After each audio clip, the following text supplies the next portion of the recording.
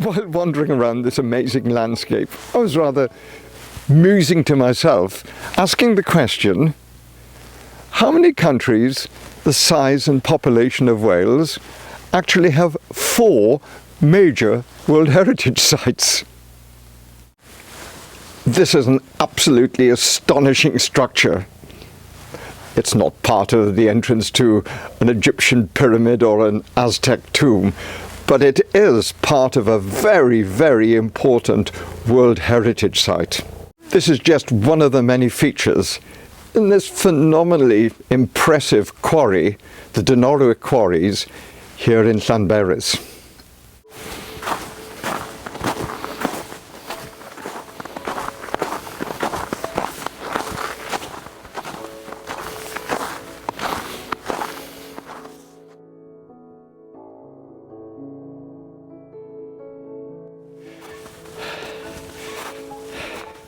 Just having a little breather climbing up this steep incline, but it's a perfect place to look back, and I can see the town, the village of Llanberis, Llanberis, and the wonderful medieval Dolbadan Castle. It's been a bit of a climb, but we've got to the top of the incline and we're here at the brake house. And this is where the trucks would come through, and we can see that on the right hand side is the empty drum, because the last full truck properly ran down the rails here in August 1969 when the quarry closed, and then the full truck was at the top here because that side of the drum is full of wire. And this is where the brakesman would stand, operating this lever, which controlled the brake on the drum and obviously slowed the rate of descents for the full trucks and the rate of ascent for the empty trucks. I just love coming to these places because look carefully and you'll find some personal details. Not so much information. I'd like to know who J.O.W., who carved his initials and date in 1898. Love to know a little bit more about him, but it's a lovely coincidence that he should have been here in 1898 because that was the year of peak production of slate in North Wales. I first explored the Dinorwic slate quarries in detail in 1970, which was just a matter of months after the quarry closed very unexpectedly in August 1969. And when I came into places like this brakesman's hut, the kettles were still on the stoves, the coats and the hats were still hanging on the hooks, and it really was as if they'd left that very morning. One of the things that's always impressed me about these quarries, just the quality of the masonry work. These buildings that are dotted up and down the length and breadth of this place. Well, just by scraping a few slates away, I can stand on the concrete threshold to this building. And this was one of the caban. And you find those in so many quarries in North Wales. Very important places where the men came to eat their lunch, but they had a great cultural association as well. I find it difficult sometimes when you come into such a ruined building like this to try and understand and imagine actually what went on in these places during their heyday. Well, we have a couple of reminders like the fireplace. There's a little place there for a shelf, but these cabins were more than just places to eat your food. They were so important in the cultural and intellectual life of the quarrymen. This is a wonderful place for an archaeological geek like me because there's so much left, like the railway lines, the trucks, and everything else. And even the waste tips themselves tell a story. These big rough chunks came directly from the quarry face, but those fine slivers of slate there, they're the remnants of the slate that was split in the dressing sheds, the wallei, just behind me.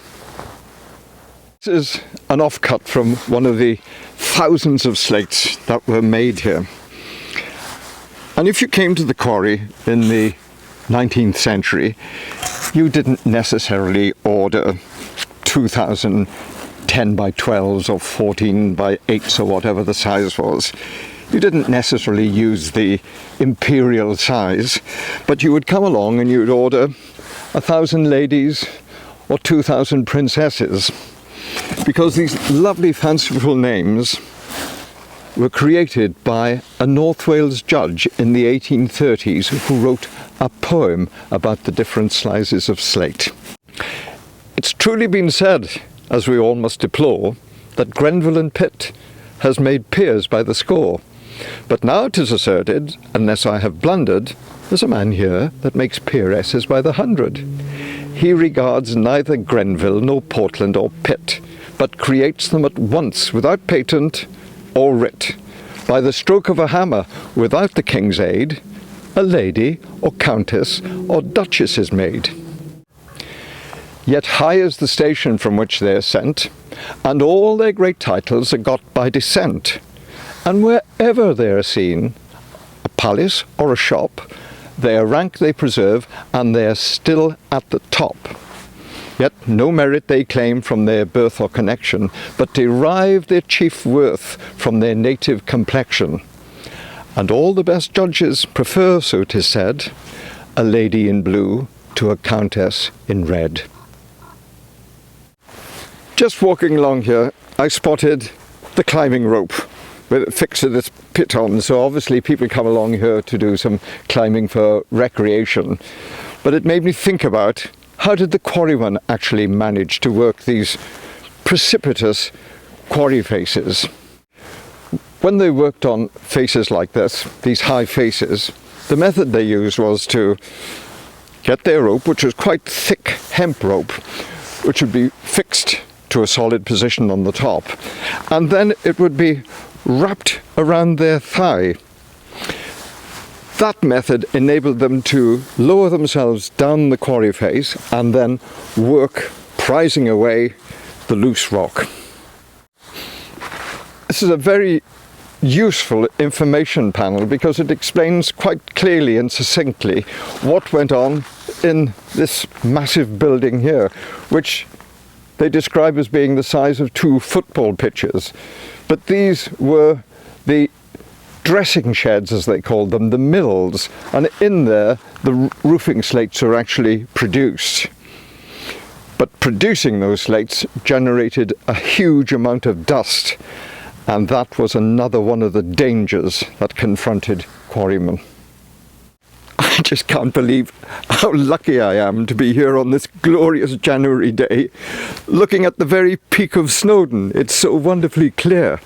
And standing here in this great, expansive, open countryside, perhaps it's not hard to believe that the slates that were quarried from Dinorwic and other quarries in North Wales found their way across to the roofs of the world. So you can indeed say that North Wales roofed the world at one time. When this quarry closed in 1969, I think there were about 250, 300 men, something like that. I don't know the exact figure. But at its peak, there were over 3,500 men and boys employed in this quarry. This quarry was in operation in one form or another, for over 150 years. And what I find staggering, this was a very good quarry, produced high quality slate.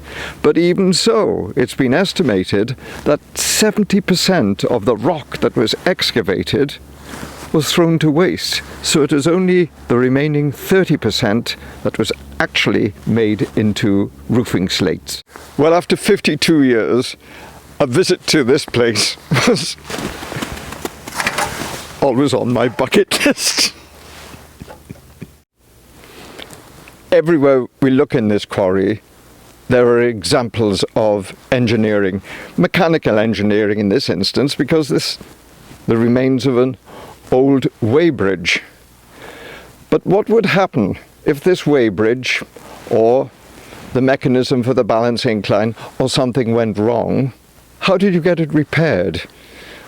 Well, the answer to that was solved right down the bottom of the quarry near the lake.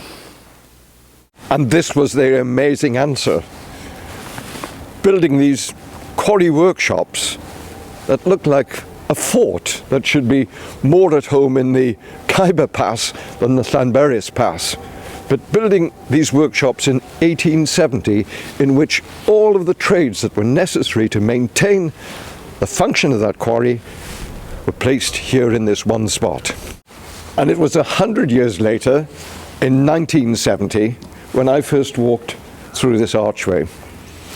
I was employed by the National Museum of Wales at the time, and I had the wonderful privilege of helping to open this museum to the public. Now, this trip today, I'm sure, is going to bring back a lot of memories, and I just would like to share with you some of the people, some of the places, some of the events that happened those 52 years ago.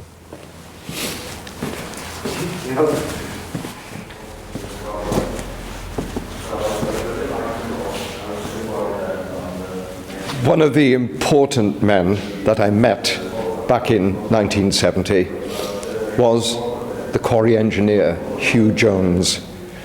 A remarkable man in every sense of the word. And I'm so pleased and delighted to see that they have a film commemorating him. And of course, along with Hugh Jones, there were all the other craftsmen, like the blacksmiths who operated in this incredible smithy here. Then I came into this foundry, and I was overwhelmed by the scale of the place, and also impressed with the craftsmanship and skill of Bob Moulder. And this wall actually holds very personal memories for me, because I actually painted this wall white, simply because it gave us an opportunity to display in all their glory these magnificent wooden patterns. I think there were about 3,000 patterns that we counted here. They had a pattern for everything, obviously for the machinery, but even a pattern for these wonderful windows. And I think I'm right in saying, if my memory serves me well, somewhere here there's a pattern for a one-way valve that was used on the lavatory of one of the company's steamships.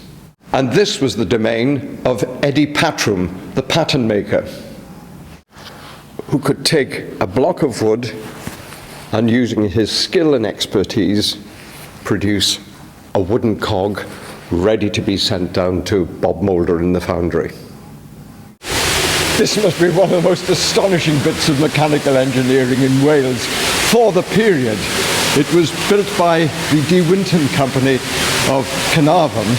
This magnificent 50-foot, 5-inch diameter water wheel, which is powered by water coming from the slopes of Wyddfa from Snowdon. But it really is a stunning piece of engineering in every sense of the word. This was the sole source of power to drive all the machines in the workshops and about a quarter of a mile of shafting and belts. I remember so well being here with Hugh Jones. And at that time, this wheel was absolutely seized. It couldn't work at all.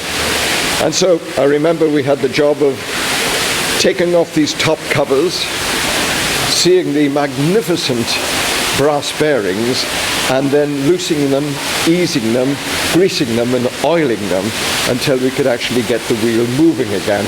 Although at that time it wasn't powered by water. That came later on in the museum history. But the water wheel was replaced in 1926 by another bit of hydrotechnology, this Pelton wheel. O'r cenedlaethau o grefftwyr a fi'n gweithio yma. Chwarelwyr, dynion patrwm Moulder. Dim ond dod yn ôl am ddiwrnod I ail greu hen fywyd y lleol. When I walked into these workshops, I couldn't believe my eyes with all this incredible machinery was still here and still working. Lathes, cutters, drills, you name it, everything was here. And they were so wonderfully authentic. And what we tried to do was to keep the interpretation at that time to a minimum. And I'm so pleased to see that one of our interpretive panels that we put up in the early 1970s is still here and still functioning. It's great. Since my time with the museum, there have been a lot of important and innovative changes, like bringing these marvelous quarrymen's cottages here that tell much more of the story about the social and political history of the North Wales quarries. It's been such a pleasure and a privilege to have visited this place again after so many years. And of course, in this short film, we can't hope to cover all aspects of this incredible history. But at the very least, I'm so delighted to see this memorial to Hugh Richard Jones, the former chief engineer in the Dinorwic quarries. He was a remarkable man in a remarkable industry.